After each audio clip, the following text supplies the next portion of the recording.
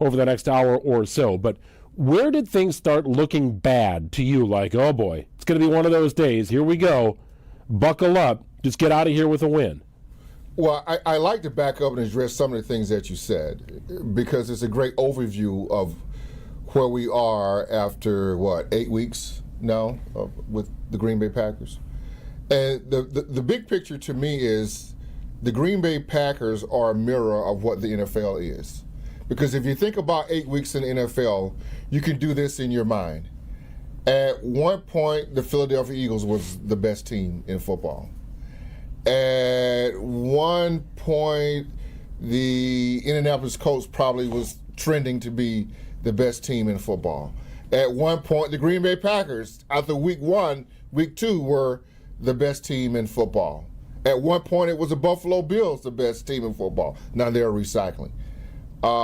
So I think, Greg, if you look at the NFL as a whole, that's what you're seeing. And that's not really the problem, because we should think this way, is the NFL wants it like that. There's 32 teams in the league. There's going to be about 20 teams that's going to have an opportunity to get in the playoffs. The Green Bay Packers are going to be one of them. And I feel like it has changed, because I think you look at the NFL, parity is really a part of the NFL, the landscape, and that's how they want it. And I think moving forward, you will see the up and down all season long in the NFL like this. I think in 3 weeks, we will know really which team is going to be the real team or not. I don't feel like if it's playoff were to start right now, there's any team that can win 3 games in a row. I don't know what team. I don't know if I trust any team out there. And just take a look at this weekend, not just necessarily Green Bay Packers, but teams who you thought that if you had a top 5 that were in your top 5 may not be your top 5. Your number 1 team may not be your number 1 team. You may have had the Colts.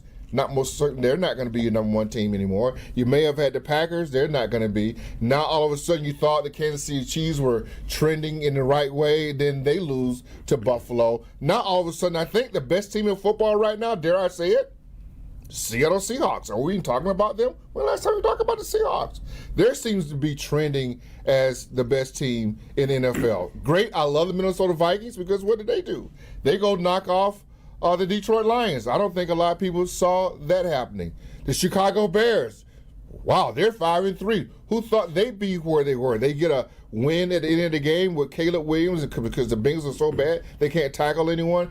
I feel like, don't you feel like this is a trend in the NFL so far after 8 or 9 weeks? It's called the NFL. If we're not just discussing the Packers, you're right. It's called the NFL, right? I mean, you said in this program last week, and you talked about, hey, no need to grade this one. Just get out of there with a win. Because you know. Right. You saw it. After an emotional win on the road, happy flight home from Pittsburgh, Philadelphia Eagles the following week, Monday Night Football. And look, nobody would be surprised if the Packers won that game based upon how this season is going. Unlike last year, this team has showed an ability to win the big games. Week 1 against Detroit. Week 2 against Washington maybe doesn't look as good today as it did in week 2, but it was still a dominant win. It was still a dominant win. Yes. Right? The win at Pittsburgh. You take care of business in Arizona, you take care of business against Cincinnati, and then a couple of head scratchers. But it does leave you with some trust issues. But tell me a team that isn't scratching their head today based upon something that happened during the regular season. Now, what you have to try and figure out with those teams is, was that a blip on the radar, or is that just kind of the way you beat that team, right? Because they've got a quarterback you can't trust in the big game, or maybe their head coach, boy, he just makes some bonehead decisions, or they can't run the ball. Well, great, they've got a nice record, but that defense is bottom tier, right? Every team has questions. But are the questions just, this is a season-long issue, this is the deal with that team? Because people are trying to figure that out with the Green Bay Packers.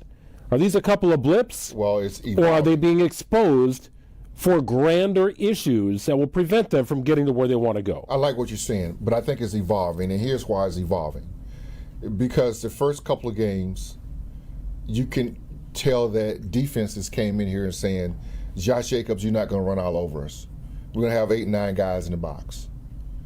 And then the offensive line wasn't together. There's an issue with the offensive line. I'll get into that later. But the offensive line wasn't together, but they had a lot of guys. They were stacking the line. Josh Jacobs wasn't going to beat us. Moving forward, 2 games ago, you get back Christian Watson.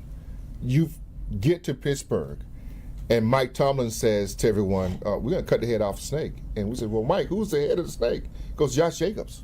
He ain't beating us. And so they crowd the line. Now, all of a sudden, Christian Watson comes back. He goes off. He's deep, blah, blah, blah. They get in. Now they're going to go play the Carolina Panthers. Carolina Panthers says, you know what? We're going 2-shell. We're playing 2 safeties back deep. Now the game plan changes for the Packers, which they didn't adjust to or didn't have patience to adjust to. Now you got to have a run game because that means you got one less guy. You got one less guy in the box.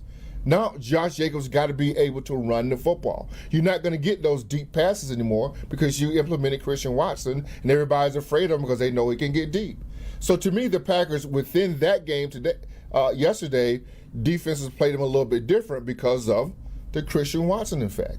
And Matt LaFleur talked about it, is that we got to be patient enough to try to take everything that's in front of us, and they have to be able to run the football if people are going to play that defense that the Carolina played. Okay, but I would argue they did yesterday. Josh Jacobs had more than 5 yards to carry.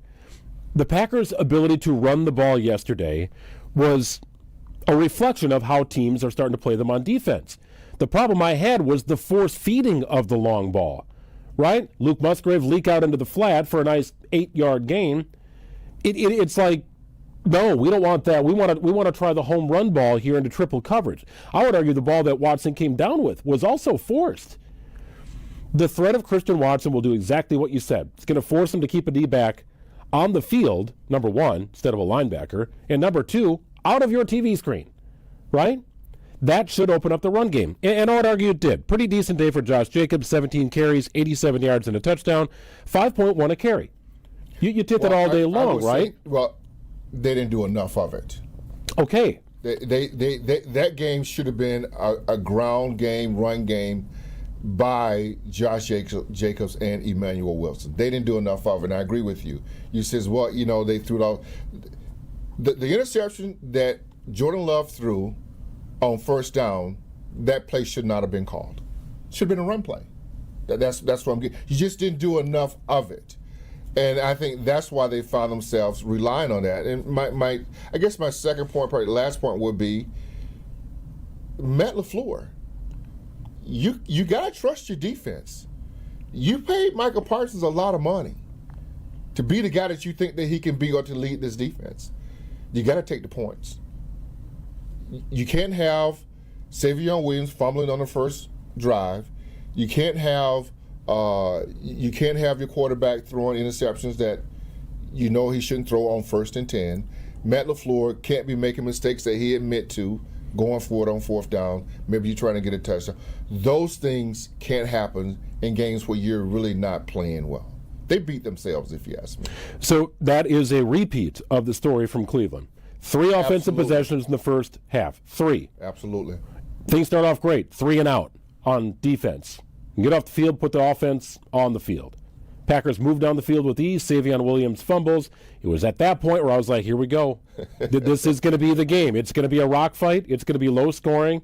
You've just got to find a way to have more points at the end of the game. Don't win grade this one. Just get out with the win. 3 possessions in the first half. They result in a turnover on downs, not a turnover on downs, a turnover, and 2 field goals, right? Inability to punch it in. Then you get to the second half. Now you're talking about interception, missed field goal, right? Turnover on downs. These things start mounting, and all of a sudden you see your opportunities melting away. While I felt it on the Savion Williams fumble that it was going to be this game, the point where I actually got up out of my seat and yelled at my television screen was a ridiculous, inexcusable call to go for it on 4th and 8 in the red zone. You know what teams go for it on 4th and 8 in the red zone? Teams that come in as 2 touchdown underdogs because they're trying to get a spark. Not the team that is in first place in their division. That was a loser's mentality. For as much as Matt LaFleur wants to stand up and say, oh, the percentages say a 1% difference in probability of winning if we don't get it, or if we do, get your points. You know how this game is trending. Why do you think he did? Why do I think he did it? Yeah. Because his head is so buried in his play sheet, and by that I mean up his backside, that he's not paying attention to what is happening on the field. This haunts Matt LaFleur game in and game out. And I stood up for him. I've stood up for him. If you're going to point out the bad, you have to point out the good, okay? Mm-hmm. And there were some good things that happened. Taking the penalty on the extra point after Rico Daldo does the Rico Suave 2 pump in the end zone.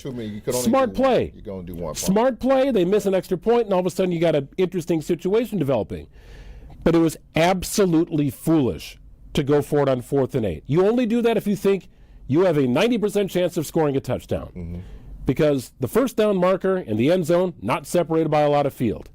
The playbook was not wide open, and it was a horrendous play. It wasn't executed well either. But read the room. Read where the game is going. Get your points. Sometimes I think Matt LaFleur, I feel like he thinks he's the smartest guy in the room. I think he looks at his play sheet and goes, yeah, I got to play 4th and 8. Yeah, I'm running this. This is I think he really felt that it's a touchdown. So I think you have to take the good with the bad in that the reason why he's the head coach of the Green Bay Packers, because he has a lot of confidence in what he's doing. He should not have called that play. I mean, you should have taken the points. We all know that.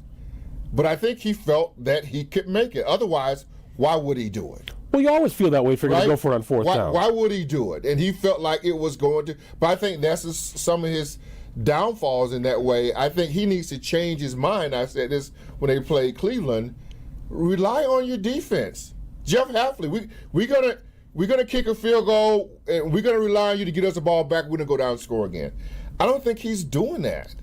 And it's been evident this year that he's not doing that. I want to talk more about that coming up in a second, because I think the numbers would indicate it was a much better defensive performance for the Packers than what we saw. Than it actually was, right? And that's due in part to kind of an anemic passing game here for the Carolina Panthers. We'll dive into that in a second. First of all, here's Matt LaFleur, who, by the way, after the game on Sunday, said about that 4th and 8, go for it play, bad decision. Hindsight's 20/20, right? Put it on himself. Today, he had a little bit different of a message in his press conference, went off about 3 o'clock. Here's what he had to say about that particular play and the decision. Going into the play, it's 3rd and 3. Like, not anticipating it going to 4th and 8. But it was a one-possession game, and I just... Marston, is it playing? Possessions were at a premium up to that point. Count me down, 5, 4, 3, 2, 1, please. That was our 6th possession of the game. So I know that there's more time left in the game, but thought we had a play that we liked that potentially could score, and it didn't work out. So that's just part of the risk of it. If it doesn't work out, it's going to get second guessed, and interested. I had our guys take a look at just the probabilities, and it was like a 1% different in regards to win percentage. So, not that it makes you feel any better. I mean, it didn't work out. All right, so that's head coach Matt LaFleur. So he's talking a little bit about probabilities, and if we don't get points there or do, really not that big of a difference if we win the game. So he's kind of going analytics on me. My argument is this: you're down 13-6. Nothing's working. Nothing looks right. You're stumbling upon yourself when you get into the red zone. Get your points, make it 13-9. Trust in your offense to actually get the opportunity for another drive, go down there. Now you're talking about a touchdown, putting you up 4 points, forcing the Panthers to score a touchdown. So inexcusable, idiotic. I don't get it. That was a heat of the moment, poor decision. Yeah. I don't understand it, and to me it's indefensible. I don't know how you defend that call. And right from the start, after that 3rd down play, 3rd and 3, went backwards 5 yards, another kind of forgettable call. Nothing would have indicated, okay, 4th and 8, we got this one. So that was a frustrating point and a pivot point in the game for me. Now to the numbers here on defense. Bryce Young barely completed 50% of his passes yesterday for 102 yards and an interception. He had a quarterback rating of 47.4. By and large, a a forgettable day for Bryce Young. Yes. Now, he ran the ball well. Yeah, they did. But this team scored 16 points. The Packers hold the team to under 20. They're going to win a lot of these games.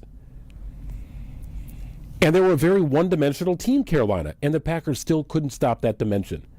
0 pass rush, no affecting the quarterback really whatsoever. You had one solid rush in which the ball was knocked away. I think it was Xavier McKinney knocked the ball out of Bryce Young's hand, and this is how the day went for the Packers. It ended up in the hands of Chuba Hubbard for a 6-yard gain. Right? Looked like strip sack fumble territory, and instead it's 2nd and 4 for Carolina. So even when things went right for the Packers, they still kind of resulted with a net negative. That kind of day. Mm-hmm. Well, they beat themselves, most certainly, but they didn't play well. And you're right. Look, inside the numbers defensively, they had all the right numbers, but they couldn't make a play when it counted. And I think that's what ended up hurting them. You're right. If you're giving up that amount of points at any point during the season, you're going to win 90% of your game. So I don't think the numbers really dictate of how well the Packers defense, because I thought the Packers defense played pretty good, but they just couldn't make a stop when they needed to. That's kind of been a problem, though, a little bit of the Packers in the games that they lost. They just couldn't make that play defensively to get out the field. In the games they won, they did. And once again, Micah Parsons, you didn't hear from him much in this game. And a lot of teams are going to go with the quick passing game. 102 yards in the air by a quarterback, you normally win games like that. But he couldn't stop the run game. The run game killed them. It was also the 11 for 20. Yes. Right? I mean, if you're 9 of 10 for 102 yards and just riding that run game, Right. but the quarterback's also efficient, okay, Nothing then like that that. 102, it's a little different, right? But 102 on 11 of 20 passing, and that is not a good day for the quarterback. Right. And that's without pressure. Absolutely. Like that, mind-boggling to me that you end up losing this game. So for me, for many reasons, this feels very similar to the loss against Cleveland. Now I want to ask you this. What does this mean bigger picture? Grand scheme of things. Because you talked about it in the beginning here, that the NFC is kind of a muddy mess. Yeah. And just when you want to believe in a team, they give you a reason maybe not to or hit the pause button. And the Packers have done this now a couple of times. They've given you reason to hit the pause button. And then they also give you a reason to say, nope, see, yep, nope, they are good. Hang on a second now. Mm-hmm. They are. And nobody would be surprised if they beat the Eagles on Monday night. That's just kind of how their season has gone. And I'll take that. That's great. But what does it mean big picture? As you size up the NFC, as you look at the NFC North, which is a crazy mess. I think it's going to be a season with the Packers and the Lions and the Bears and the Vikings are in play. I mean, all those teams are in play. I think it's.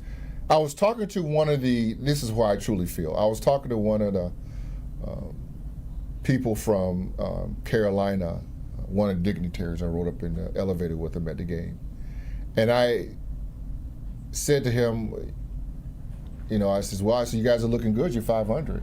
He goes, yeah, but we're not playing our best football. I said, well, you know what this league is right now? It's week to week. I said, week to week, you got to come to play. Week to week, you never know what's going to happen in the NFL.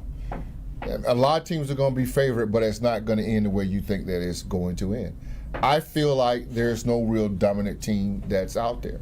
So I feel like what this means for the Packers is you're going to see them week to week have an opportunity to win every game that they're in.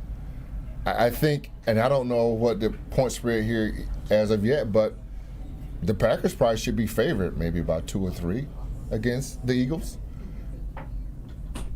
But it doesn't mean, and that 2 or 3 is not really mean a lot when you're at home, but they're going to be favored. I just think it's a week-to-week league, and the Packers are one of those teams that are there.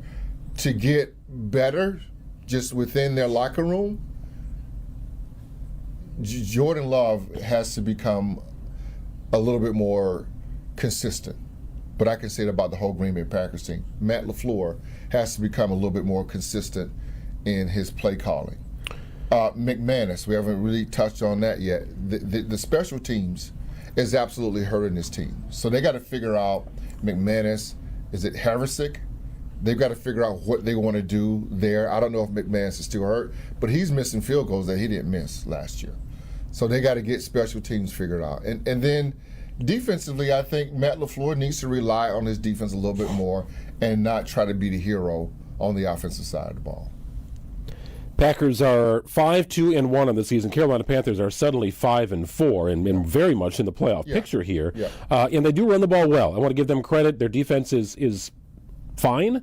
Running the ball is what they do. It's what they do best. I mean, Dowdle came into the game having rushed for over 200 yards in consecutive games not long ago in this season. So he was probably near the top of the scouting report there, and they still really couldn't stop him. Had some chunk games, 130 yards, 25 carries, 5.2 average, and 2 touchdowns. So Player of the Game award for Rico Dowdle.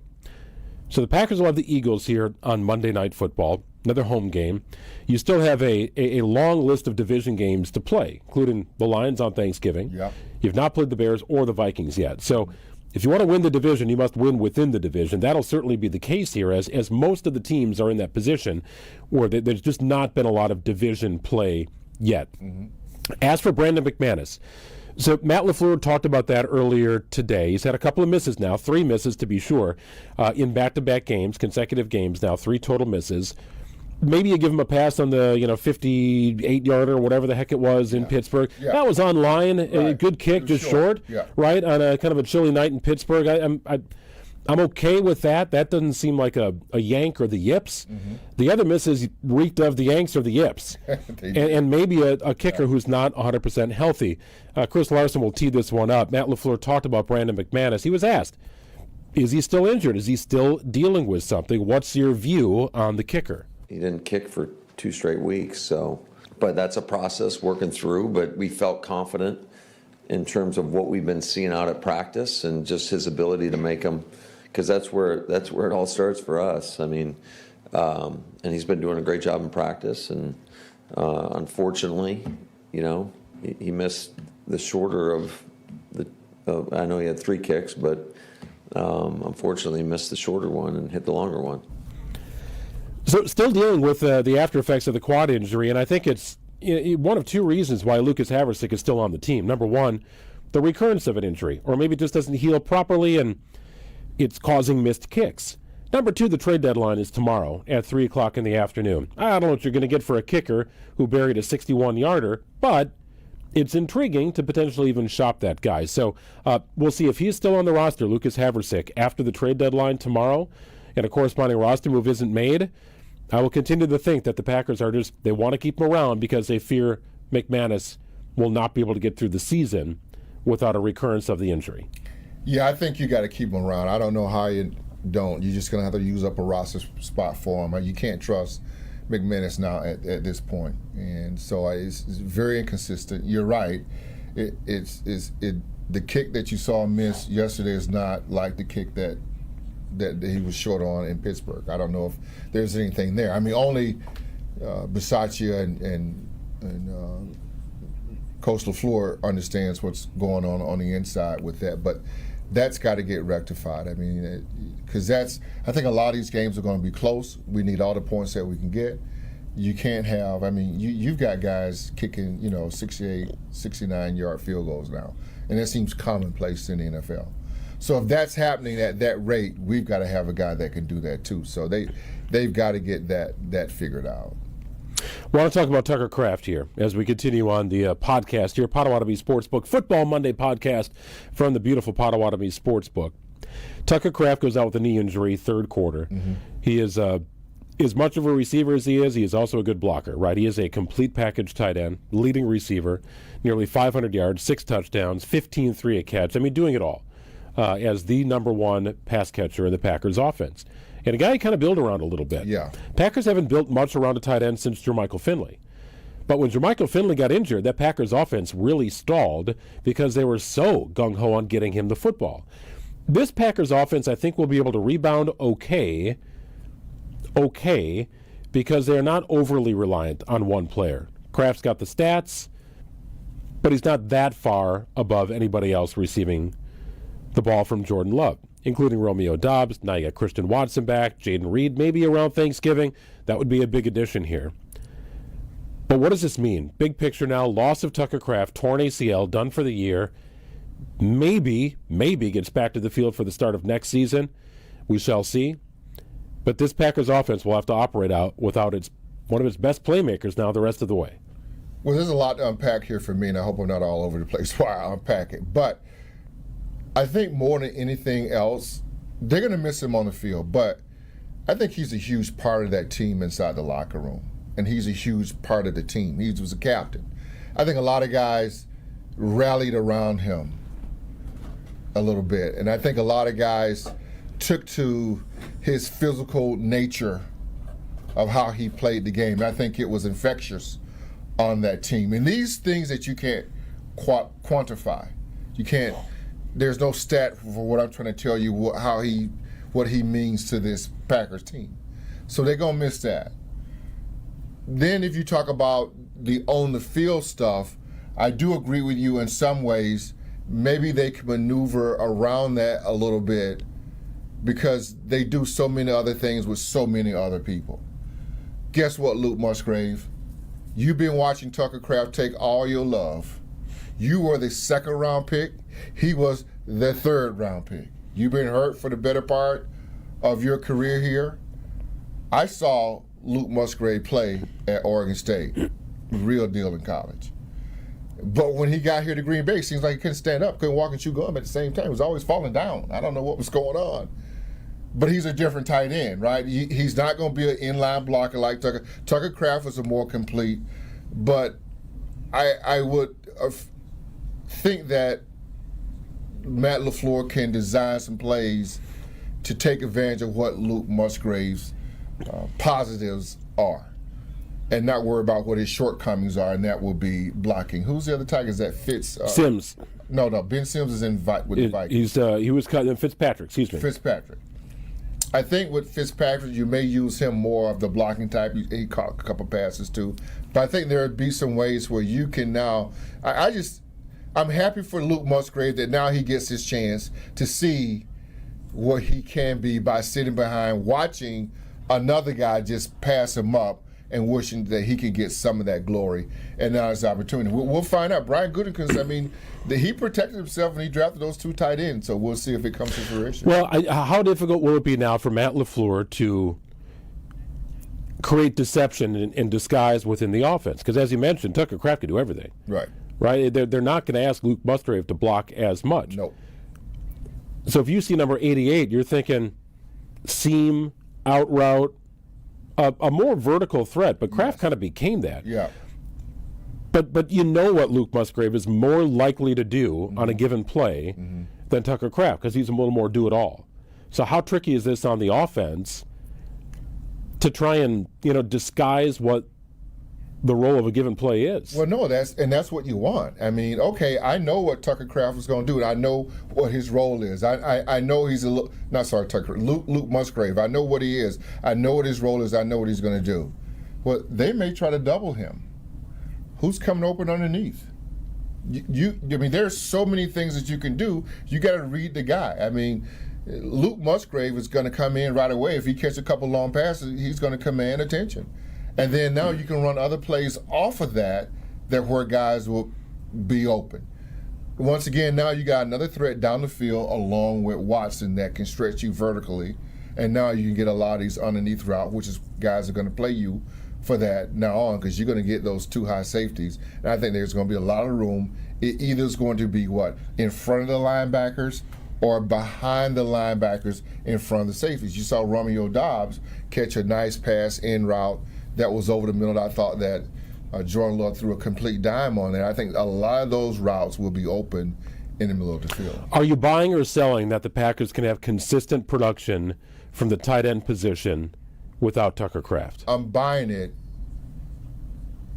if they continue to play the Green Bay Packers, other defenses. They continue to play the Packers the way the Panthers played them. In that, let's get Josh Jacobs going. Let's get him going, play action pass off of that, set your offense now on Josh Jacobs. But here's the problem, Greg, and this is what I'll get to. I said talk about the offensive line. I don't know if the Packers actually made a mistake by not signing Josh Myers. Because you took a left guard that was a Pro Bowl player and you put him to center who's not playing like a Pro Bowler. And you brought in Aaron Banks, which you needed to get a left guard from the 49ers and pay him a lot of money. Not that should be an issue that you pay a guy a lot of money. But you're not getting the production up because he's always hurt. And then you've got Sean Ryan at right guard, who's kind of been hurt, but you don't fully trust him because you got him and Jordan Morgan going in and out. Zach Tom's been banged up. Now it feels like he's coming back. Rasheed Walker was banged up in the beginning. It feels like this offensive line, to me, is not where it needs to be. It hasn't gelled quite like where we want it to be. I don't know if they miscalculated the offensive line and how good they actually played last year with Elkin Jenkins at left guard. They may not have been happy with Myers' play, but it feels like he settled down that offensive line where he knew all the calls and how to get guys in and out of plays and those types of things. They seem to be making critical mistakes on that offensive line where they're letting a lot of guys run free. What's the ideal five? What's like the perfect five from left to right, just given what the Packers have? Well, I know what they want their ideal five to be, and I agree with it. Their ideal five is Walker, right? Is Banks, is Jenkins at center, right? Right guard. I could go either way at right guard, but I think I probably trust Morgan at right guard, and of course Zach Tom at your right tackle. That would be, for me, their ideal five. But like I say, I just think they hurt themselves by your Pro Bowler at left guard is now not a Pro Bowler at center. And I think that's hurting them.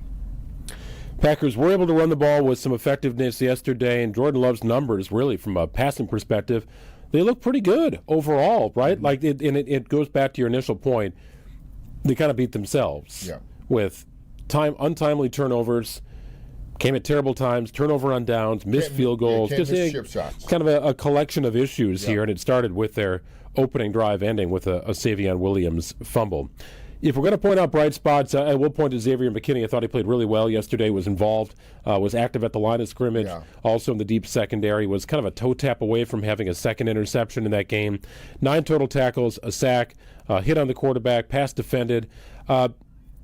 People have just sort of avoided this guy really all season long. If teams are going to continue to run the ball in the Green Bay Packers and say, "Ooh, Carolina did it," and Cleveland did it, right? And control the clock, keep the Packers off the field, and, oh, by the way, make them chew up a ton of clock in their drives. Right. Keep it underneath. Make them go 10, 12, 13 plays in 7, 8 minutes to get their score. They're going to make a mistake eventually, as evidenced by what we saw yesterday. Well, they're not patient. Jordan Love is not patient. I would say Matt LaFleur is not patient. I would agree. That's a problem, isn't it? I would say Matt LaFleur, I think, has to coach a little bit different. Sometimes you got to protect people from themselves. I think Matt LaFleur has to protect Jordan Love from himself. Right? And I don't know if he checked out of the play where it was, but there's no way I'm calling that play for Jordan Love on first down to set him up to throw that interception that he threw. I think you got to manage your players. Maybe Matt LaFleur's not doing a great job. It's really interesting you mentioned that, okay? There has to be a trust factor with your quarterback and your head coach, right? There's got to be some level of trust. Yes. And I'm sure Jordan Love has earned enough trust points with Matt LaFleur where Matt feels like he can put him in that situation. Now, here's the thing about that play. The play call was the play call. Your angle on that play call is head coach putting a quarterback in a position where he might end up doing something stupid, okay? Right. My angle of that is it's not a bad play call if he makes the right read. While 3 individuals were guarding one player, it would lead you to believe that somebody else was open, right? 3 guys on one player. 2 deep safeties, you got a D-back, running back among that crew. Really a bad pass, didn't even give his guy a shot. Well, Jordan Love said he didn't see him. But I don't know how you don't see that. He said he did not see him. But the behind the line of scrimmage, top view, shows a tight end just leaking out into the flat. Yeah. There's nobody within 10 yards. Yeah. Right? So your angle is you got to trust your guy to make the right play, and Jordan Love hasn't earned that trust. Therefore, Matt LaFleur's play call put him in a bad spot. And my situation is he's probably earned enough trust points where Matt LaFleur feels comfortable making that play call. Quarterback made the wrong read and a terrible throw to boot. He had a guy. He wasn't patient enough to go with it because that's the guy he'd been going to all game. Underneath guy. And that's why I say I think you got to protect him from himself in those certain instances. I mean, you're the play caller. You kind of know your guys' tendencies. You know they get a little impatient. I mean, maybe when the play comes in, you say, don't take the deep ball, take the guy. Look at the guy coming underneath in the helmet. That's what you're saying. You're calling the play, I'm going to give you a shot, but hey, let's take a long look at the guy coming underneath first. Maybe you say that in the helmet, but to me, I think that's what coaches do. Sometimes you gotta protect these guys from themselves, and especially the quarterback when you know they have a comment. I mean, don't you remember Brett Favre coming off the field and Mike Holmgren said, "No rocket balls, please." That's what's no rocket balls. No rocket balls, please. And because he knows his quarterback. And Brett just kind of washed it off and kept walking. But that's what has to be said to Jordan Love. He has a tendency to do those types of things. Not necessarily rocket balls, but he's going to throw it into double coverage. But you got to protect that guy from himself. Every once in a while, Aaron Rodgers would just focus more on the guy he wanted to throw to, right, versus the situation around the guy. Correct. Right, and that was kind of the curse of Devontae Adams. Mm-hmm. Rodgers' accuracy was better than Jordan Love's accuracy. Yes. Yes. Putting the ball in harm's way in that situation was a foolish decision on a first down. Yes. So I understand where you're coming from. Matt LaFleur should not put his player in that position. Mm-hmm. And my thought is he probably earned enough trust points to be put in that situation, but you just got a couple trust points taken off. For sure, for me. For making that decision. Yeah. Right? If he keeps showing it to you over and over again, right? When did we see it last? You remember, was that a couple years ago in Denver? Was fourth quarter, first down, and he just throws a yeah. Was it a Hail Mary? Or I know he just threw a ball where you had 3 more downs here to try to push this ball down the field and maybe kick a field goal or to get a touchdown, something like that. So he's shown you, there's evidence that he has done this now twice to you where on first down and they're not necessarily backed up, but they have an opportunity to try to extend the play, and he doesn't do that. Very frustrating turn of events yesterday, and the Packers falling to the Carolina Panthers 16-13. We'll keep going here for another 10 minutes or so. I do want to look ahead to not the Minnesota Vikings. We'll get there look soon. Far enough ahead. We will look at the NFC North division. Yeah. I told you that team was just, don't count them out. Like they did, maybe not the same year as last year, but don't count them out. Every time I see the Vikings now, I think about you and Smallman. And when you had her on here, you guys talking about J.J. McCarthy. I don't believe in J.J. McCarthy, but hey, you got to give him credit. I mean, he comes out. It's a little bit of grit to him. I'll give him that. He's got some grit. There's a lot of grit. I mean, he only threw 10 passes in college. I'm being facetious. That's a joke. Okay, fine. But he's getting it done. And so there's something to be said for that. But I think if you look forward to Philadelphia, if I'm Saquon Barkley and man, he needs to get 30. Don't he need to get 30 touches when he comes to Lambeau Field? Probably. I almost. If I'm the Philadelphia Eagles, I'm hoping AJ Brown hamstring is still hurt. Ask me why. Ask me why, Greg. Well, they only throw to him on occasion anyway. He's had a really weird. Well, then if he's already hurt. If he's already hurt, he's not there. I don't have to hear him bitching about it on the sideline. Let's walk through the season here for the Philadelphia Eagles. Okay, Let's start with 4 straight wins, including the Cowboys, Chiefs, Rams, Buccaneers. That is an impressive start to the season, those opponents. Granted, those were all very close games. 4-point win over the Cowboys, 3-point win over the Chiefs, had a 7-point win over the Rams, and a 6-point win over the Buccaneers. And they lost to the Broncos. Packers are going to lose to the Broncos. I can guarantee you that. Let me tell you that right now. And they also were doubled up by the Giants, and that was kind of a back-to-back loss. It was kind of a conundrum. It's not going to be an easy game. Let me say it again. The Packers are going to lose to the Broncos. I'm just going to get that out of the way. Yeah. Tough, rugged, defensive. Like they're not going to beat the Broncos. I'm just preparing for that right now. Well, but I think they'll beat the Eagles. Is that weird? This is the Green Bay Packers. They will win the games that you kind of don't feel like they should. Like I say, I hope A.J. Brown is playing. Because I think the Packers will have a better chance to win it if A.J. Brown's. Oddly as that sound. Because I think A.J. Brown brings turmoil to that offense where Jalen Hurts feels like he has to force feed him. And then they get behind the chain. I think what they really want to do, the Eagles, is run the football with Saquon Barkley and get him going again. I think for the Green Bay Packers, I think what they're vulnerable at is the run game right now. They can't stop the run to save their lives. Teams have been getting, like, if you can get 5 yards on first down, you're 2nd and 5. The Packers defense are in trouble if it's 2nd and 5. 3rd and 2, they're in trouble. How many times do you think you're going to see a tush push? Because we already got a situation with the Packers. The league put the Packers out there saying... Like 1st and 10, they might just line up and give it a run? They might just line up, do like 3 tush pushes. Are you going to say true or false? Are you buying or selling that the Eagles are going to do a tush push on the Packers on a 1st and 10? I'm buying it. You're going to buy that, Absolutely. right? Because All the stuff from the offseason. Sirianni's that guy. He wants all the smoke. He wants all that smoke, and he wants it on national television in front of everybody that wants to get rid of the tush push. What a better platform to do it on. And do you know what he's on? Monday Night Football, 1st and 10 tush push from the Philadelphia Right Eagles. away. Because of all the noise from the First play, offseason. I want all the smoke. Oh, boy. That's First what play. we're doing. You best believe it. Because right now, at least if you look around the league, most people think that the Packers are a soft team. They think they can come in here and bully the Green Bay Packers. So I don't think they are. I think that's interesting. I've thought the Packers were soft in years past. That's the narrative around the NFL. There was enough rallying to the football, physical tackling. I think I just cannot get out of my mind Jahmyr Gibbs catching 10 passes for 30 yards in week 1. That's a long time ago.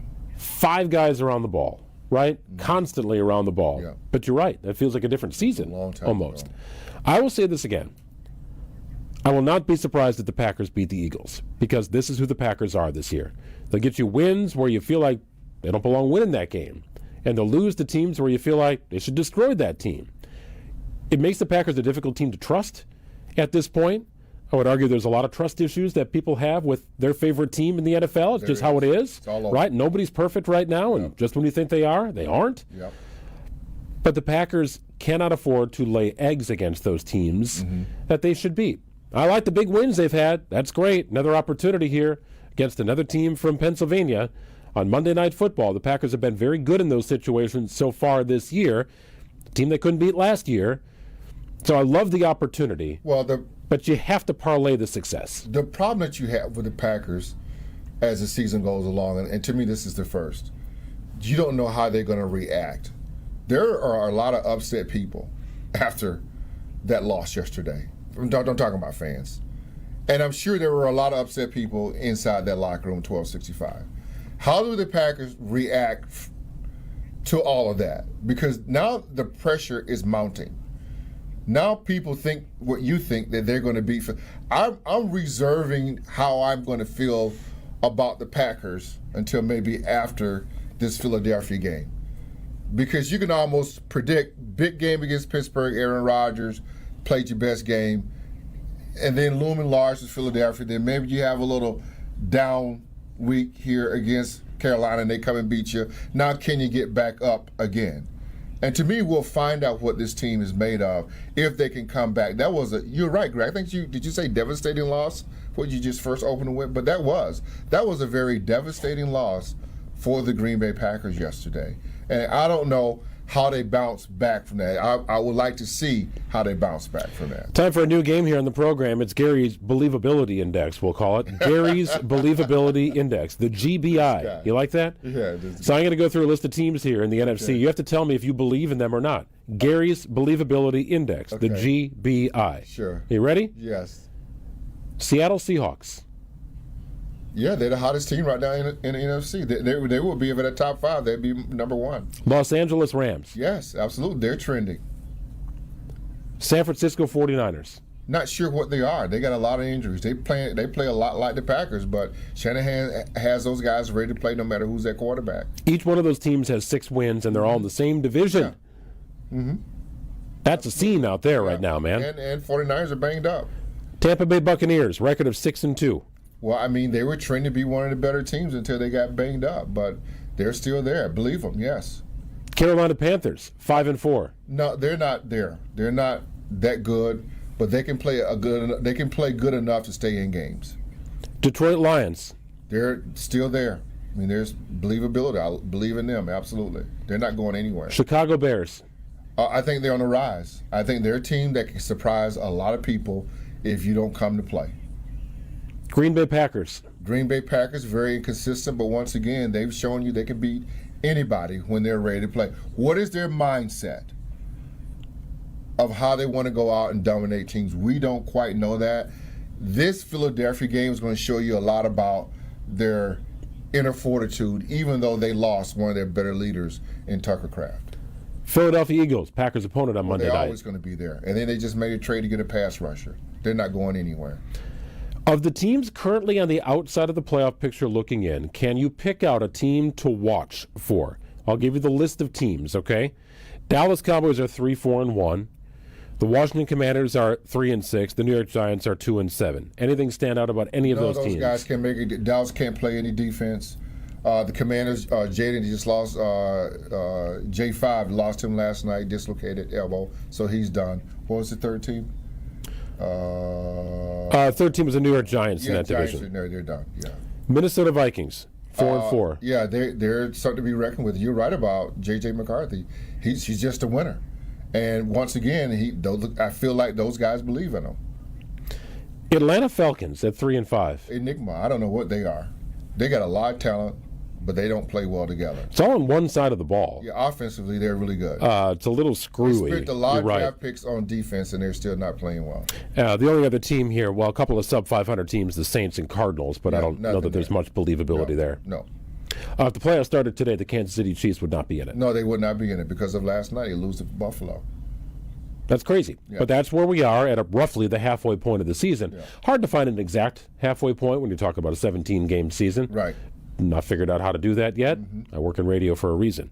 But that's what you're looking at. Yeah. Every one of the teams I mentioned, while there might be a level of believability, there's also a level of flaw. Yeah. And the Packers are in that mix. They are. And I would say if you do NFC, AFC, it feels like there's like 20 teams that potentially can make the playoffs. They're all one or two games right there. You talk about the Carolina Panthers. They be maybe one of those fringe teams right there, whether they can make the playoffs or not. Want to do it in the AFC?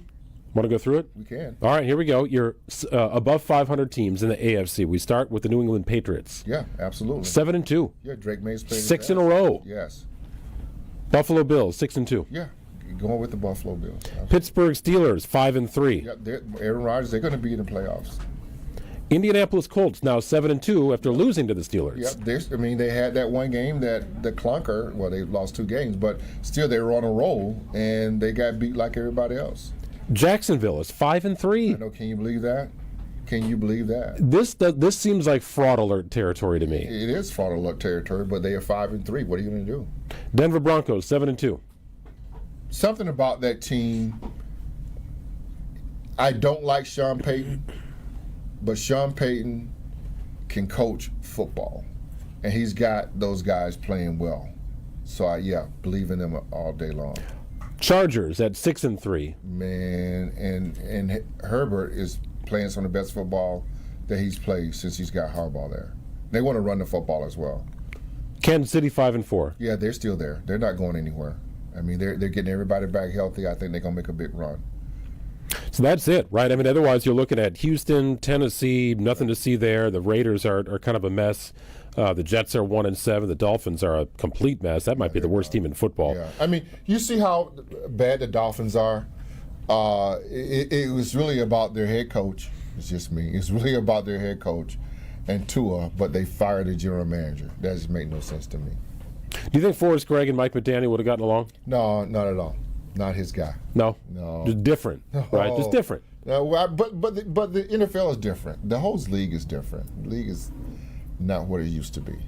Yeah, we both know that. That is definitely true. Yeah. All right, let's take a look at the Packers' upcoming schedule here. We referenced it before, but a Monday night matchup against the Eagles. Eagles coming off the bye, by the way, so a little extended break for them. Packers with an extra day of prep or rest, however you want to compute it. And then you're looking at this run against the division opponents here, getting going here, because the Packers have not faced many division opponents this season. In fact, just one matchup so far this season. That was against the Detroit Lions in week number 1. So sizing up the next section of the schedule here, you've got the Eagles, Giants, and then the Minnesota Vikings the week leading up to Thanksgiving. And then it's the Lions and Bears. So 3 straight division games. You're at Denver on December 14th. Then you close out with the Bears, Ravens, and Vikings. So, and those are on the road. 2 of those 3 games. Ravens game will be at Lambeau Field. So division heavy, but I would argue that's kind of what you want, right? I mean, if you're going to win this thing, you got to win within the division. And you're going to have plenty of opportunities to do it here in the second half of the season. You are. If you look within the division, I mean, to me, the 2 strongest teams are the Lions and the Packers. But you can't count out the Bears, they're up and coming, and you can't count out the Vikings, because I think they have enough with J.J. McCarthy and with those receivers. And don't look now, Aaron Jones seems to be playing a lot better now that he's back healthy. We're never going to play 17 games, but when he's there, he's a big threat. So there you go. About the halfway point of the season, the Packers are kind of what we thought they could be. Yep. Dangerous at times and dangerous to themselves at other times. Now, that's kind of what we've seen here, right? I mean, that's how you size it up. Right. Fundamental issues in places. When the run game gets going, all of a sudden the quarterback makes a stupid play. Decision-making of the head coach called into question, deservedly so, after a game in which there were several opportunities to score. And in some cases, I think Matt LaFleur sabotaged his own team with the decisions that he made. Agreed. Been some good things and been some bad things, which is what every NFL season will bring. This team will be in the playoffs. The Packers will be a playoff team. They're going to give you at least 2 more games where you're looking at it and saying, what just happened? And it'll be against teams you think they should probably beat, but they end up on the losing end. But I'll also say this. They'll be better in the division than they were a year ago. In fact, they're already kind of at that point with 1 win over the Lions.